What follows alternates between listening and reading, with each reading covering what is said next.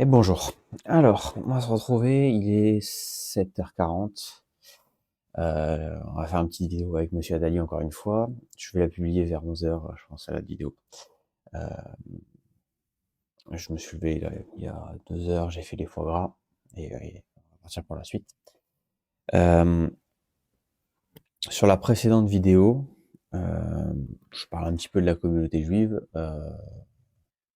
Maintenant que ça s'est évacué, ou je pense que c'est évacué, on va pouvoir se concentrer sur la personne et faire en sorte que la personne n'ait pas l'opportunité de se réfugier derrière sa communauté. Euh, et on va juger la personne pour ce qu'elle est et non son aspiration juive ou des choses comme ça. C'est ce qui peut être intéressant. C'est pour ça que je voulais l'évacuer ça, parce que euh, c'est soit ce qu'on va me reprocher, les antisémites vont me le reprocher, soit euh, les philosémites vont me le reprocher aussi. Donc au moins c'est évacué. Euh, c'est une communauté que j'apprécie, même si je pense que on va ranker un petit peu quand même. Je pense que c'est assez bizarre en fait. Je pense que la création de leur religion et la compréhension de la nature du marché, c'est-à-dire de l'offre et de la demande, je pense que ça c'est la régulation de cette offre et de cette demande. Euh, Ce qui fait que ce que j'appelle le marché, pour moi, c'est un égrégore de l'offre et de la demande, en fait, qui s'auto-alimente et qui a une nature polymorphe, expansive, d'accord. Euh, et je pense que ce sont les premiers à avoir capté ça, en fait, à avoir capté cette chose-là, et donc ils se sont adaptés à cette chose-là.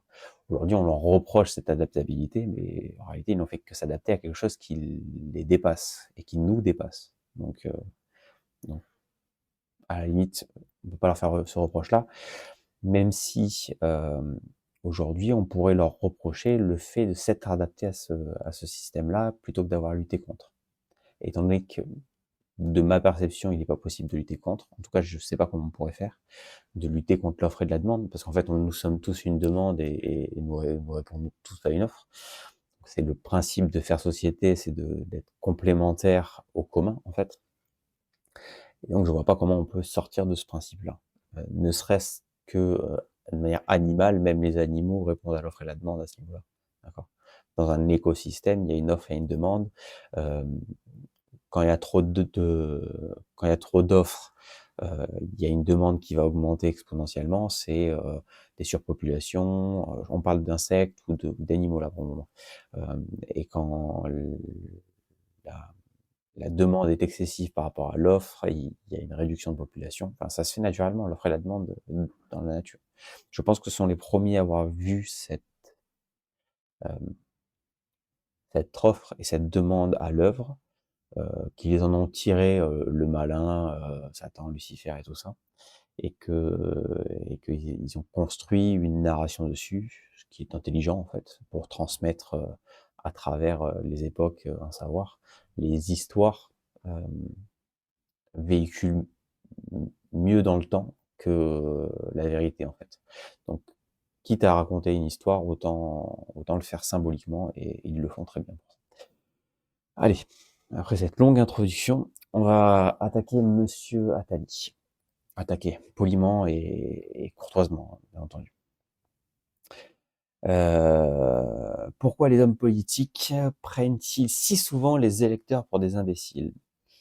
Je pris celle-là parce que sur la vidéo précédente, Monsieur Attali utilise la morale et l'émotion pour, je dirais peut-être pas manipuler, mais influencer son interlocuteur afin qu'il rejoigne le camp du bien de son opinion à lui. Ce qui dans un débat se fait. Ce qui, un gentilhomme ne le fait pas en fait, ce genre de choses. Ouais, d'accord. C'est un peu la différence.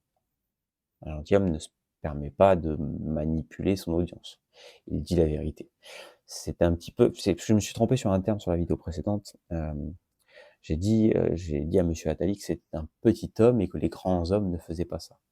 En réalité, les grands hommes disent la vérité, mais finissent crucifiés pour leurs idées aussi. Ça fait partie du système en fait.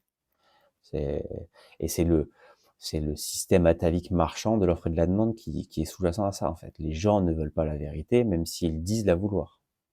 C'est la réalité des choses. Et ils finissent souvent crucifiés pour leurs idées, en fait, pour avoir dit la vérité, c'est comme ça. On l'a vu pendant la Seconde Guerre mondiale, et on le voit avec le Christ, on le voit plein de choses comme ça. Pour dire la vérité, on finit crucifié, c'est comme ça. Pour ses idées, enfin, pour avoir défendu ses idées. C'est un peu le problème. Donc, quand on y va, comme M. Attali, de manière indirecte, on sait que on pactise avec le malin, on montre pas de blanche avec le malin en disant j'y vais indirectement, en fait. Et Toth, dans son livre, en parle très bien de ne jamais y aller de front, toujours par des biais, et ne jamais faire d'angle, toujours des arrondis. Donc il en parle très bien. En fait, dans le voyage dans l'espace, c'est bon, voilà. On va arrêter là. Pourquoi si souvent les hommes politiques... Alors, hop, on va refaire avec le son à fond, ce sera mieux. Pourquoi si souvent les hommes politiques prennent-ils les électeurs pour des imbéciles? Pourquoi un parti d'extrême droite explique-t-il sans aucune vergogne qu'il va appliquer des mesures qui sont inapplicables, en dehors d'être immorales? Et Macron qui a été élu sans programme, c'est quoi le pire? Chirac avait une très belle phrase, les promesses n'engagent que ceux qui les écoutent, en fait. Donc à partir de ce moment-là, moi personnellement, le programme du Front National ou du Rassemblement National est inapplicable. Je le sais. Je le sais. J'ai pas de problème avec ça, en fait. C'est pas pour l'applicabilité d'un programme, c'est pour le message que l'élection envoie, en fait. On vote pour les gens. Aujourd'hui, c'est plus que ça. En fait, on est dans un appareil qui a retiré le pouvoir au président, et donc ce ne sont que des communicants en marketing. Et donc on joue à ce jeu d'image, en fait. On renvoie une image contre une image inverse, en fait. Aujourd'hui, Marine, c'est le bruit des bottes. Je veux dire que j'en ai marre. C'est l'électorat moyen. Je veux dire que j'en ai marre. Je fais le bruit des bottes, en fait. On me dit le méchant et le bruit des bottes, c'est elle. Je vais voter pour le méchant et le bruit des bottes. C'est un esprit contradictoire, en fait. Mais si la Commission européenne n'avait pas retiré tous les pouvoirs au président, peut-être que les gens voteraient encore pour un président et non pour un communicant. Peut-être la différence aussi, non? Peut-être qu'aujourd'hui, les politiques savent qu'ils n'ont plus de pouvoir et donc ils se permettent d'être des communicants menteurs et escrocs, en fait, parce que ça n'a pas de conséquences, tout simplement, de mentir. Pourquoi un autre parti et son dirigeant explique-t-il qu'il va gouverner la France, que son chef sera Premier ministre, alors qu'évidemment, il ne le sera jamais? Pourquoi les hommes politiques n'expliquent-ils pas à leurs concitoyens la gravité de la situation du pays dans lequel... Alors, il y a 5 mois, c'est-à-dire qu'il y a 5 mois, personne au Rassemblement National, et encore moins Bardella, ne voulait accéder au pouvoir, en fait. C'est un peu le truc, en fait. Faut juste voir qui a vraiment envie d'y accéder, en fait. Et je pense qu'ils n'ont pas envie, en fait. L'opposition a un côté très, très tranquille, hein. C'est pas, justement, c'est le communicant, encore moins de risque que le communicant qui agit, en fait. Mais Macron est un communicant qui agit, donc il a au moins le mérite d'agir, c'est, faut quand même lui reconnaître ça. En revanche, Marine Le Pen étant dans l'opposition, ou Mélenchon étant dans l'opposition, l'opposition a quelque chose de confortable, en fait. Il suffit juste de critiquer. C'est très facile, en fait. C'est ce que je fais, hein. Je m'oppose à Attali. Attali a fait des choses dans sa vie, moi j'ai rien fait, hein, à part des foie gras ce matin, mais je n'ai rien fait, en fait. Donc c'est l'opposition, c'est facile, en fait. C'est pour ça que le React sur YouTube fonctionne si bien, en fait. C'est parce que l'opposition, la naissance de l'antagonisme est quelque chose qui fonctionne parfaitement bien, en fait. Facile à mettre en application. Regardez, je prends une vidéo, je mets play, je blablate dessus en réagissant aux propos de Monsieur Attali. C'est pas très compliqué, en fait. C'est à la portée du premier imbécile. En revanche, Monsieur Attali l'a fait indirectement, mais gouverner, c'est autre chose, en fait. D'accord? C'est une autre situation, littéralement. Et même s'il l'a pas fait directement, bon, il a approché ceux qui l'ont fait, mais il n'a pas pesé le poids du pouvoir, en fait. Peut-être il a eu le poids de la responsabilité, mais c'est pas le poids du pouvoir, encore une fois. il se trouve, les difficultés des décisions qui sont à prendre, et plus encore, la nécessité de travailler ensemble, de créer des coalitions modérées, raisonnables, audacieuses.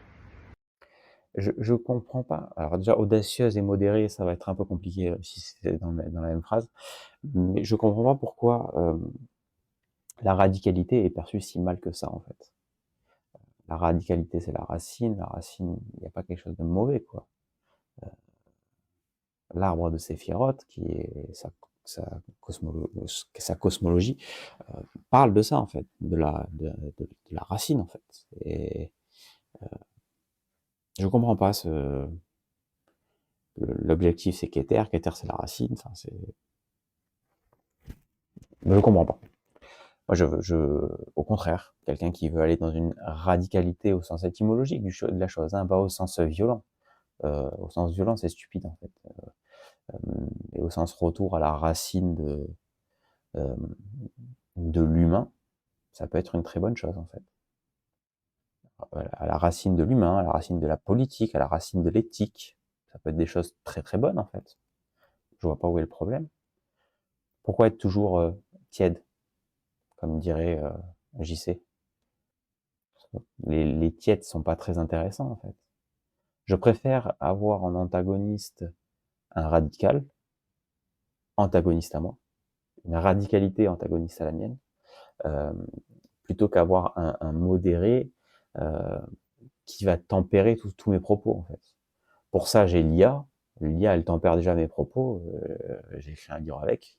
Elle tempère mes propos, en fait. Donc, très bien. Mais c'est une IA, elle sert à ça. Elle est là pour être un algorithme capable de parler à tout le monde.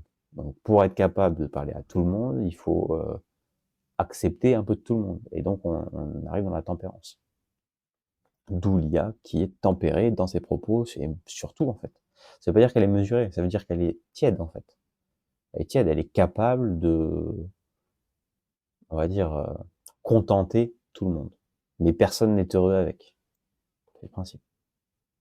Là, c'est ce que fait Monsieur Attali, quoi. Il essaye de ménager la chèvre et le chou, et en politique, en tout cas, où il faut prendre des décisions, faire des choix, trancher, définir l'ennemi pour avancer.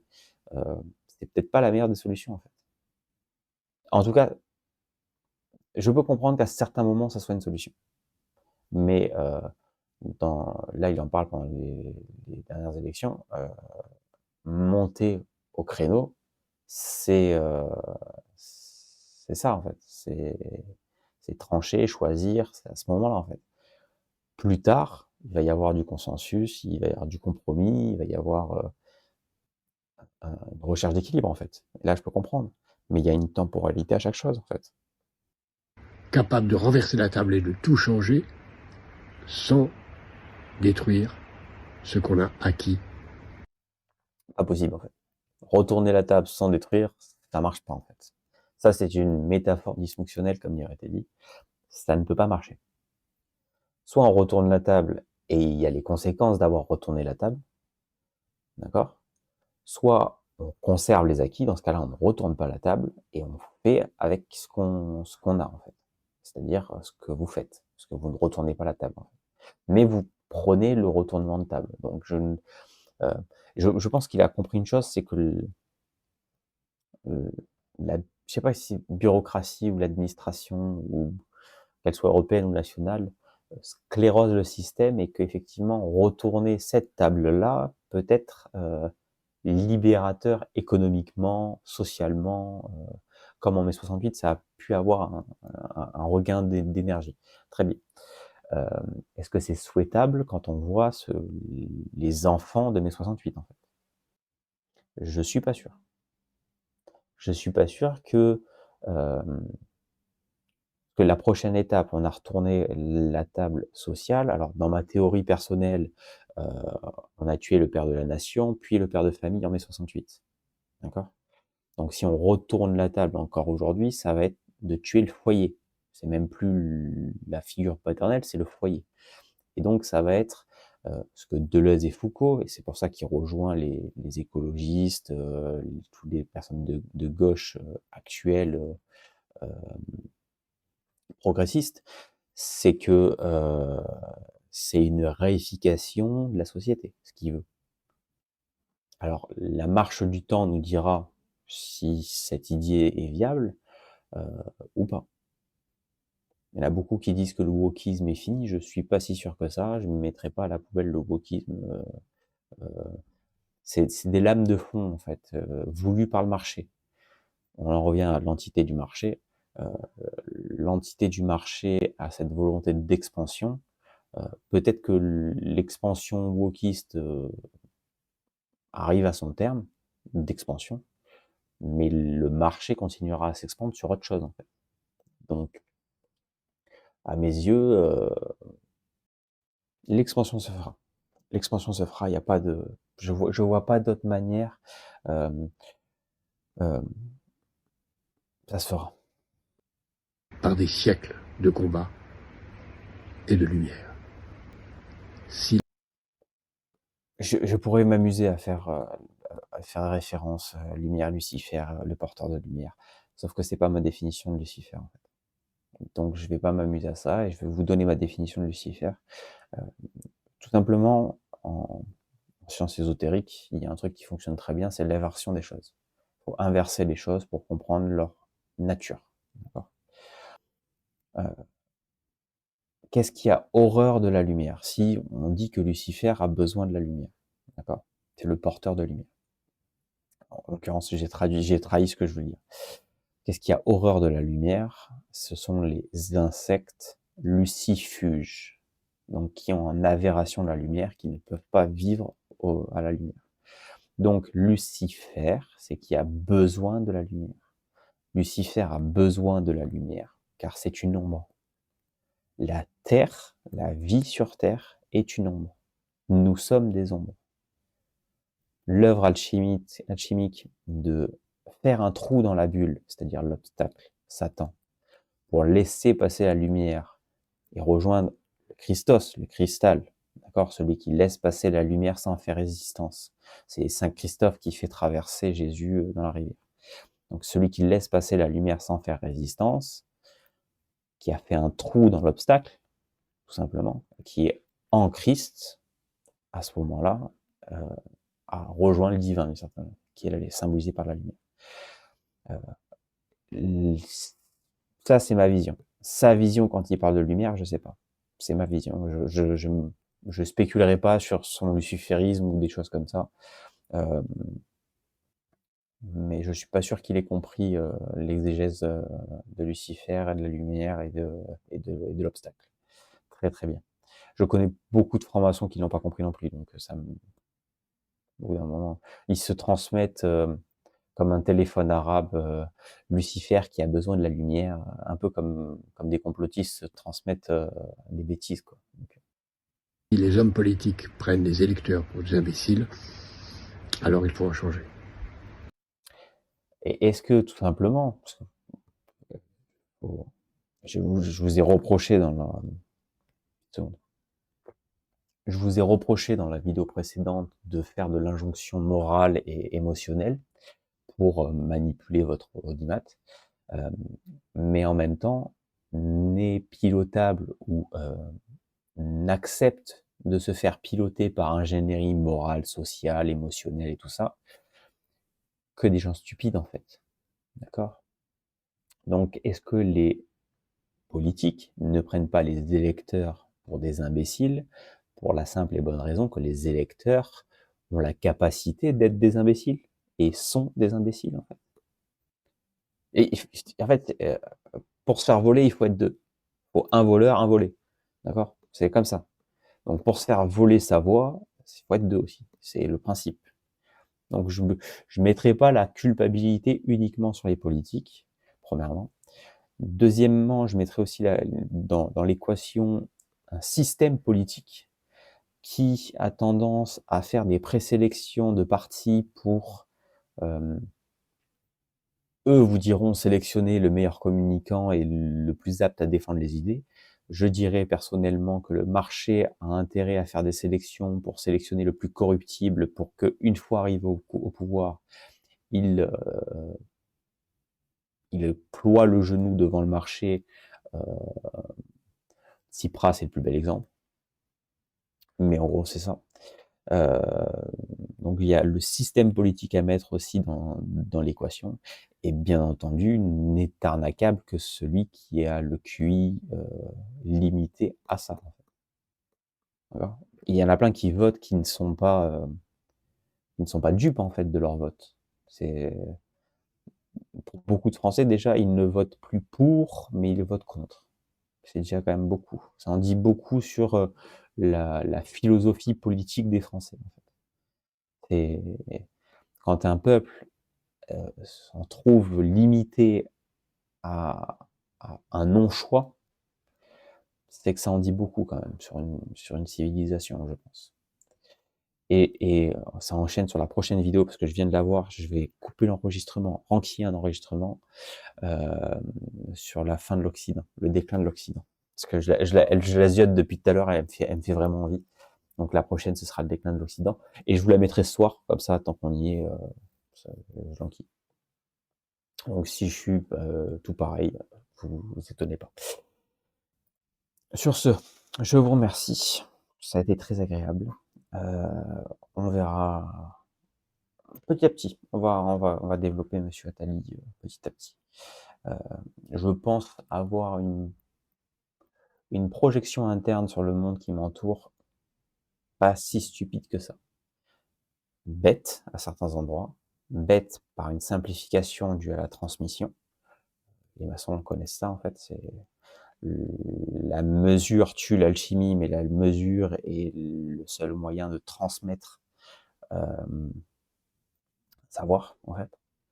Parce qu'il faut pour transmettre, il faut le mesurer, mais le problème c'est que l'artisanat ou l'art ne se transmet pas à travers une mesure, mais à travers un échange avec la matière.